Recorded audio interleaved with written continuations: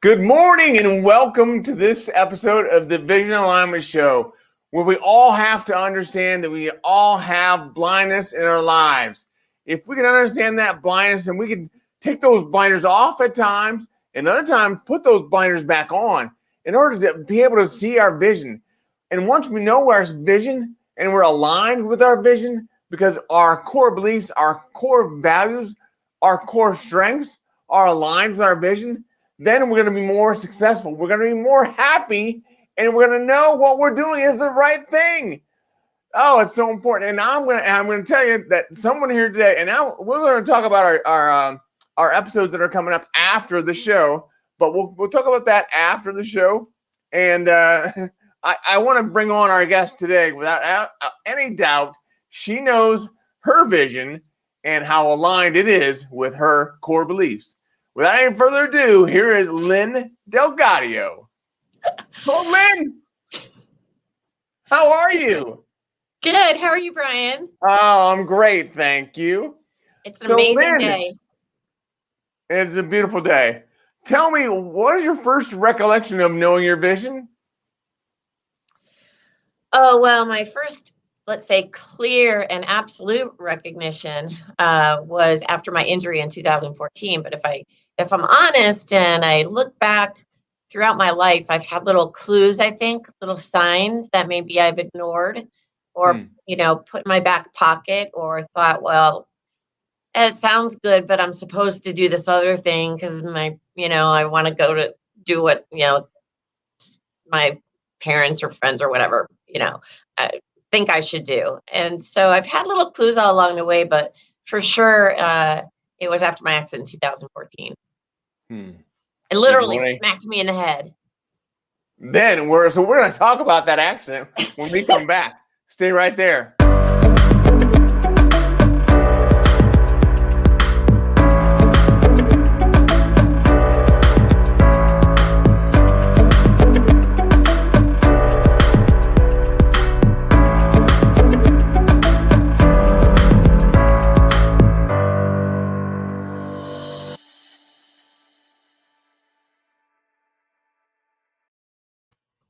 Lynn, thank you so much for being on today. Thank you for having me. So, tell us your story. Oh gosh, I was like a lot of us, the highly functioning professional in the corporate world for most of my adult life, and then athlete. I did it all. And then in 2014, I had just finished like a 9-mile run, 8-mile run, whatever it was. And I felt really good and I just wanted to go do some weights. So I went over to the little gym where I lived and went to the lat pull down and put, 80 pounds, I think, was loaded. And I started doing the pull downs. On one of the pull downs, the entire system snapped and that metal bar came crashing in my head with force of 80 pounds. So I had a traumatic brain injury, had a neck injury. I had the impact cause a hypershifting in the low back, which created the formation of a cyst on my spinal cord and all sorts of implications.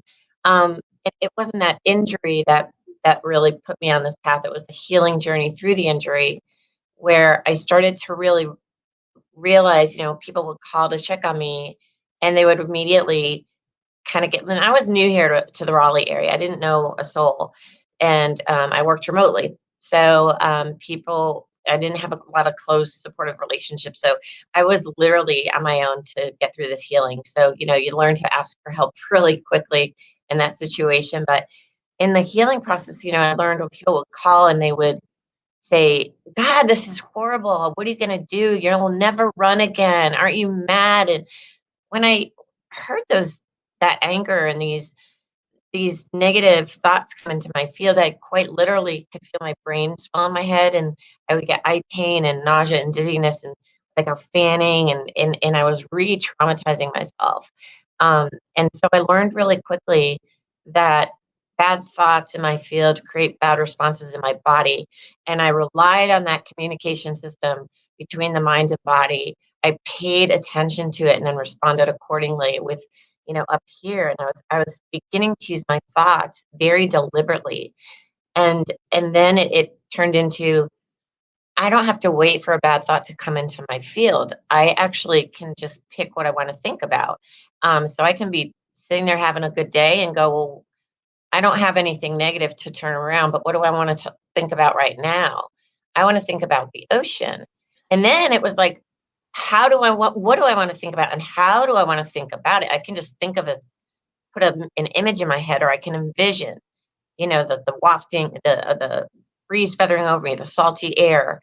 And I just started to really pay attention to healing the mind in order to heal the body, and then creating a future vision of myself, and like creating my thoughts and emotions to align with that vision, and somebody said to me one day, thank God you were doing a rear pull down and not a front pull down, because you might not be here. And I thought, well, that's probably not helpful conversation, but I'm going to sit in appreciation for that. And then I went, wow, this feels good to be in appreciation. And then I started practicing appreciation. All these things really led me down this. 3 years later, I was in this state of bliss. My stress was like nil. I was so productive at work. My boss said to me one day, what are you doing? Like, I want to know what you're doing, because you're so productive and you're so happy and you're so steady. And I've been watching. What are you doing? And I realized, like, oh my gosh, I think I've got something here, but I wasn't really sure. And then I started realizing and learning that there's neuroscience behind all these strategies I developed that were not only helping me heal, but helping me be more happy in life and more productive at work. And then I was like, oh my gosh, this is it. I've got something. Yeah. So that was pretty remarkable. That's awesome. So is that a part of you've written a book, or you have a website anyways? I've got a website, LynnDelGaudio.com, but I have written a book. It's called Altered on Impact. Okay. And it's available on Amazon. Just happen to, what do you know? I just happen to have a copy. Yeah. Shocking. And here's your website. So we'll leave that up there. Thank you. Yeah. That's spelled right? You got it. Perfect. You got it. Yeah. Perfect. And we got some friends on. Awesome. Hello, Ted. Thank you for being on today. This is awesome. And hashtag put in live, like Ted did. For anybody who's listening live, put in a hashtag live. If you're listening to this on replay, put in a hashtag replay. That would be great. And then, as always, put in your timeline a picture of you winking. And when you're winking, you begin to think, well, this guy, me, I know what makes me unique. And it's not my wink. It's not my eye. What makes me unique is my positive personality. And how I'm able to share my story with other people in order to have a lasting impact. So that's why it's important for us all to understand what makes us unique, because then we can figure out how to use that to serve other people. So, Lynn, back to you. Great story. I love how you've used a specific manner, which you didn't even think was a manner, to get healthy again. But you realize that the negative thoughts, the negative tones, just negative tones alone, caused your brain to not feel well. Yeah. Negative tones, negative anything. And it really was because it was just me and my thoughts, really, for weeks. And so that's all I had. All I had was brain-body connection. And I had to pay attention to it. And I love what you just said, that because if this whole journey has taught me anything, it's that every single one of us is epic, and we are worthy, and we are not even worthy. We have a story to tell, and it needs to be told, whatever that is. And if you don't believe in yourself, don't worry, because we do, and there's plenty of us out there who are like, I just want everyone to get out and be their self-actualized, because the biggest gift we can give humanity is our own true unique gift that we've been given by God. Period. Yeah. Oh, I love it. That you're preaching to the choir here. You're talking to me. I mean, from that perspective, you are. But the other people that are on this call, I think that we all need to hear that at times, and this is great. Thank you. So tell me, you've obviously done very well and gotten through this very well. What would you say is the biggest factor in your success? Couple things: perseverance and faith, or better than faith, knowing, that trust, that intuition, that connection with intuition, I think, and spirit. And when to keep going, because I'll tell you, I've gotten through pretty well, but that's not to say there weren't tough days. And that practice of appreciation served me very, very well. And I didn't realize it at the time, but there's science to it, that when you're in appreciation, you are in those areas of the brain, because you can only be in one region of the brain at a given time. You're in those areas where you can grow and heal. But if you're in your amygdala or your PCC, these other regions that are like more victim, there's no growth. There's no growth. So I've learned very intuitively to shift away from those regions and stay in the places that feel good. That was my thing. What feels good? What doesn't feel good? I prefer to feel good. Period. Yeah. So and then when and I'm glad to say I suck at suicide. So that I'm an overachiever, but I suck at suicide. And I'm glad. So there were dark times, but that perseverance and that connection to spirit really kept me going. Yeah. Well, I'm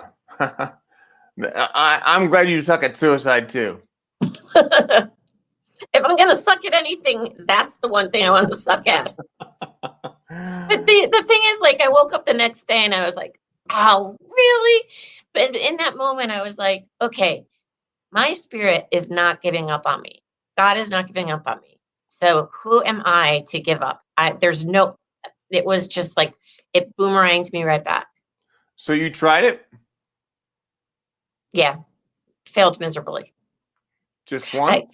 And it wasn't even me. I woke up and I went, this is not who I am. And so there was this electrocution like pain that I was experiencing at first a few times a day, and then it became many times a day. And then over time, it became every few seconds. And when I say pain, I mean pain on a level that I didn't think was humanly possible to endure once, let alone for 18 months. So they tried this medication and it worked for a couple weeks. I mean, this is when it got really bad and it landed me in the ER. And they're like, well, try this, take one at a time. That worked for a couple weeks. Take two at a time. That worked for a couple weeks. Take three at a time. That wasn't working at all. And I said, this is no way to live. I felt like an 88-year-old at about 5% capacity. I mean, Grant, I was an overachiever, highly functioning executive athlete, and I couldn't like walk or crawl, like I couldn't roll over in bed, like I couldn't stand. I mean, I was in pain. And I said, this is it. I mean, 30 specialists nobody has any idea. I can't live. And I just called a couple of my dear friends and said, see you guys. No one can figure it out. And I sure can't. But then the next day I realized I looked at the medication I was researching and, side effects, suicidal tendencies, suicidal thoughts or ideations or actions. And I'm like, oh my God, this is the day where I beg and I implore and I demand and I do whatever I have to do, because this is the day I find the doctor. And I did. My prayers answered, it was like in that moment, I'm like, this is it. I need this. And I got it. And his doctor said, where's the MRI of your low back? I said, what do you mean? He goes, where's the MRI of your low back? I said, no one's ever taken one. He's like, are you kidding? I said, no. And he did an MRI and boom, there it was, the cyst that was causing all this pain.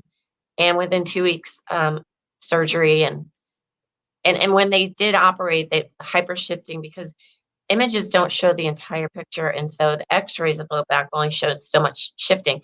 When they went in there, he said the people around the table there doing the surgery, their jaws dropped to the floor because the hypershifting was so bad. Like if I had been rear-ended, I would have been paralyzed. Wow. So yeah, absolutely. You've got to be thankful for that. yeah. So we all have bad days, and I'm sure you still have bad days. Sure. How do you get through those bad days? I breathe. Meditation became so incredibly, and that's kind of been a practice my entire life, but it became unbelievably, like it was a lifeline for me through all this. So, I just try to go to my happy place. I've got great supportive friends. I call upon my supportive friends. I really use my thinking very deliberately. I acknowledge, I try not to be sorry for myself, but I always say I am perfectly fine having sorrow for myself. There's a difference. And acknowledging that I'm a human being, and I'm a spiritual being, having a human experience. But I try to, I've got a whole bunch of tools that I developed. And I try to just, be easy with myself and just shift into a better feeling space and then a better feeling space. And I get out in nature and I go for a walk. I pet puppies. I try to find dogs deliberately so that because dogs for some reason calm me down. Do you have dogs? My little guy buddy, I don't know if you can see him on my phone. He passed away in 2019. Aww. And I've had dogs all my life, but he and I had like the most special bond. So I foster now. I'm between fosters and I do a little pet sitting just for fun on the side because it fills me up. And that's the thing. Finding things that fill you up. It's so important. It's so important. I don't mean that make you a little happy, that really fill you, make you feel robust inside. So important to do. Yeah.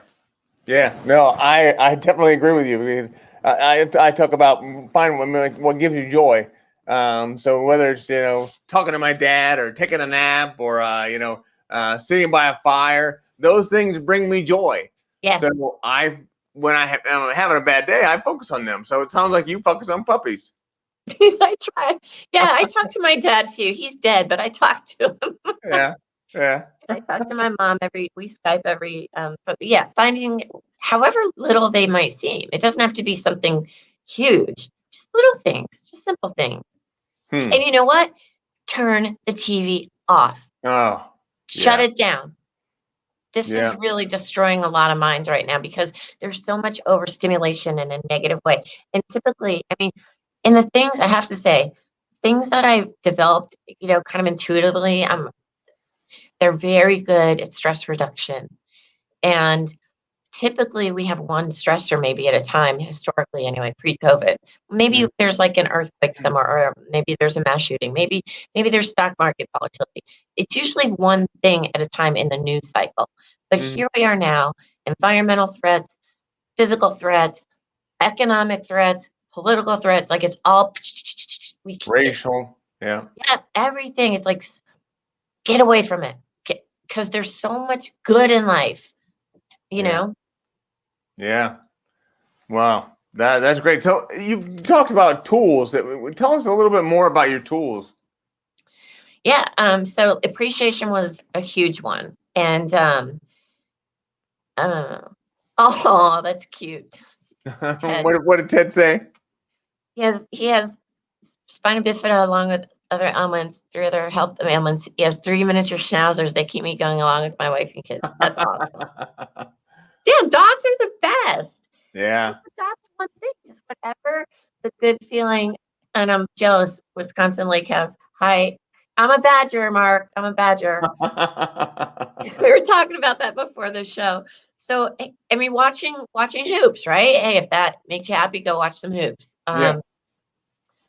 Bummer that your team lost, but yeah. So anyway, I know.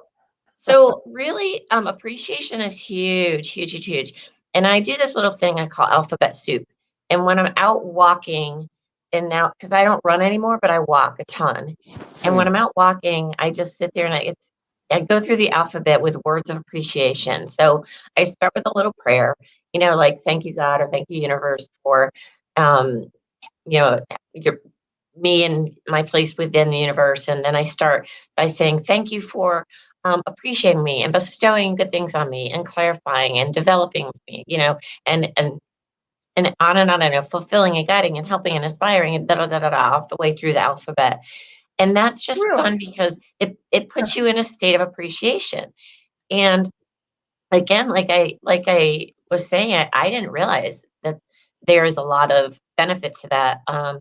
Because when you're in a state of appreciation, what's one of the purest forms where you can be in a receptive mode. You're more solution oriented, not problem focused. You're in a much higher vibration. Let's go, Wisconsin. Oh yeah. Yeah, well, they're both great, but we didn't get knocked out by who was it again? Oral robbers. Laura Roberts. Anyways, Yeah. we're talking about appreciation here. So yeah, those are great ideas. I mean, the alphabet soup, that's cool. I love that. So I've written that down, and I know that, like, this morning I woke up and I really wasn't in a good spot. I wasn't in a good mood, but I came downstairs to my office and I wrote out my gratitude and what I'm grateful for. And once I did that, everything felt better. Yeah. So we can do that. It's easy to do that. It's very easy, yeah. And the thing is, like, and sometimes, you can't go if you're in high anxiety. Don't think that you're going to go to bliss in an instant, Yeah. right? It's a shift. So you just got to reach for better feeling thought, better feeling thought. There was one, two people. This is just kind of bizarre. When my book first came out, two people actually sent my book to Ellen DeGeneres. What? Freaking, I don't know, like, what that's all about. But I'd be at the gym and I'd be like, I'd pretend like I'm walking out of the locker room, pretending that I'm walking onto the stage, like little things like that, like use your imagination. Imagination is so underrated.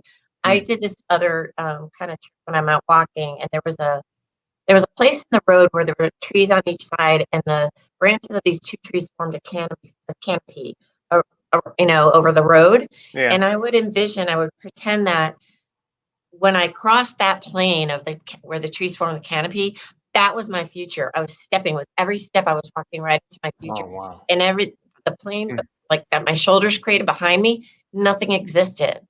And so using your imagination and emotions, if you've got a vision of what you want to be, feel it in your, try to feel all of it in your body and really imagine what it's going to not just look like, but feel like, because your body doesn't know whether or not, if you're creating something up here, your body doesn't know if it really happened or if you're just fabricating an event, and it creates a memory as if it already has happened. That is awesome. I love that. Yeah, put your Superman cape on in the morning and pretend you're Superman. Dun, dun, dun. Whatever you gotta do. Just get to be happy. This is good. This is very good. Well, so you've gotten a lot of advice, I'm sure, over the past few years, but what's the best advice you've ever gotten? Don't look back. You're not going that way. Don't look back. You're not going that way. Because, a lot of our anxiety and stress tends to be, and, I'm going to give you guys 3 go-tos right now of how we even know our thinking is faulty, right? Because we are so separate from our bodies. But number 1, somatic responses. When you feel some sort of like something in your stomach or tightening in your throat or your chest, or maybe like your shoulders are way up in your ears, there's something that's gaining enough momentum in your thoughts that it's creating a stress response in the body. So somatic responses, number 1. 2, emotions. So if you're like having a day and everything's fine, and all of a sudden you're feeling sad or anxious or fearful or something, what was just happening? What were you just thinking about? Were you just over consuming social media or the news? Figure that out and then shift away from it. So that's number 2 of emotions. And then 3, meditation, because when we are alone with our thoughts, we really can see. And believe me, when I had my brain injury, I had some really bizarre thinking going on. Like, I remember thinking I was terrified to be in public because, well, crowds and lights, I couldn't handle it. But I Yeah. remember thinking, oh my God, what if I like just start to pee in public? What if I start disrobing? What if I like say like these bizarre, and I'm like, and I had to go, oh, that's just my brain's not working right now. But Hmm. but so my point that I was getting to is a lot of our anxiety tends to be a result of our thinking about something in the past or anxiety about something in the future. Hmm. So So just don't look back. Yeah. let's go through those tools again. So what's the number 1 tool? Somatic responses. So bodily responses. So if you're Somatic. feeling somatic, SOMATIC, somatic. Another word, it's just another word for your bodily stress response. Okay. So if your body's reacting, if you've got some tightening in your throat or your chest, or you're walking around and your ears are suddenly like your shoulders are shrugging up so much they're in your ears. There's tension in the neck and the shoulders. There's something that's been on your mind, or there's something that's causing a stress response in the body. I mean, it's oversimplifying it, but it Yeah. works. And then number 2 is your emotions. So if you're like, one day I was walking my dog, everything was cool, and all of a sudden I had this anxiety. I'm like, well, wait a minute. What was I just thinking about? And I realized I was thinking about a deadline that I had to do in the little amount of time, limiting belief, lack of time that I had Right. to do it in. And I stepped back and I went, wait a minute. I've never missed a deadline. I've got plenty of time. This is just some thing that's ingrained in me that's, you better get this done. Maybe from putting everything, we tend to put things into the 11th hour. So anyways, 2 is emotions, and then 3 is meditation. Okay. Emotions and meditation. Okay. Yeah. Got it. Awesome. Wow. This is good. So tell me, you've got a lot of people in your life. I realize that even though you moved to Raleigh with not many folks around you, but who now helps to see your blind spots? Oh, God. Always God. Wow. Really? And how do you see him seeing your blind spots? Because sometimes I'll realize after the fact, wow, that was a near miss, or,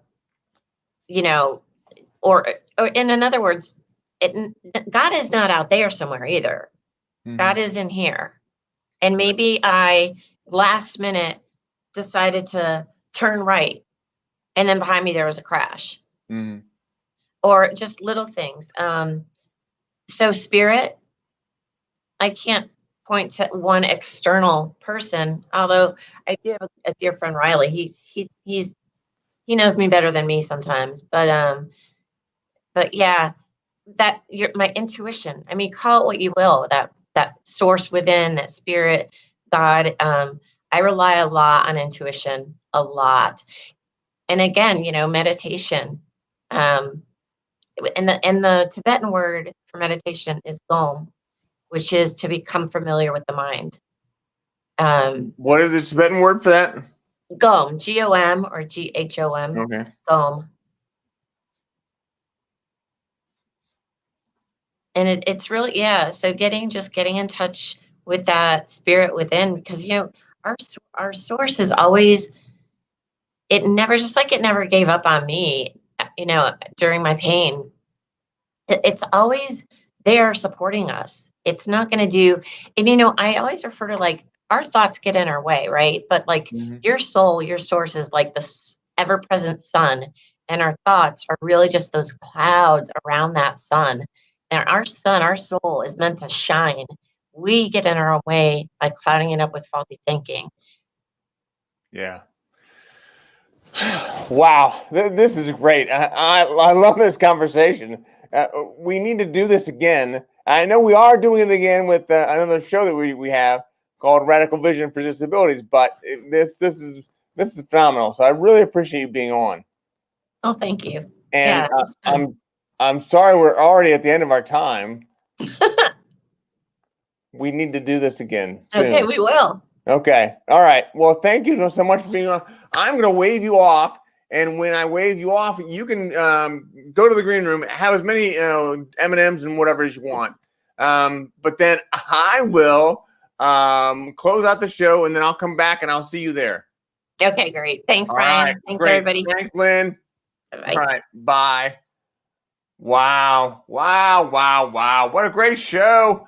Lynn DelGaudio, I had no idea. She's phenomenal. So I'm so thankful that we had her on today. And I think there's a lot of good that's going to continue to come from all that we have, those tools that she mentioned, and the alphabet soup. I mean, that's just perfect. So I implore all of you to begin to use some of those tools. But we've got more great shows coming up for you this week. We have let's see, on Tuesday we have on the show coming up. I had the names in front of me and then I lost them. Oh, John Molitor. Oh my gosh, that guy. He's a brain guy. Another one is helping us to understand. There's a lot that goes into our brain. If we can take care of our brain, and we can do our best to bring what's in it that is positive and good, like Lynn was saying, we're going to be able to be more happy and successful. Then Wednesday we have me again. I'm going to be talking specifically to the vision, and also then Thursday we have Crystal Washington. Crystal Washington is she is a futurist and a technologist. So I'm looking forward to having her on Thursday. And then Friday, we have Josh Evans from the Illinois Association of Rehabilitation Facilities. What a great guy. He's going to go on and talk about his vision. And then in the 11:30 with Radical Vision for Disabilities, we'll have Abby Curran. And I'm just so looking forward to having that conversation as well. So all good things coming here. If there's ever anything that I can do for you, by all means, let me know. And let's see who else we have in here for comments.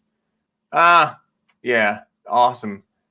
Thanks for your notes, Ted. I appreciate you, and I appreciate all of you. If there's ever anything that I can do for you, by all means, let me know. And as always, keep one eye on the road.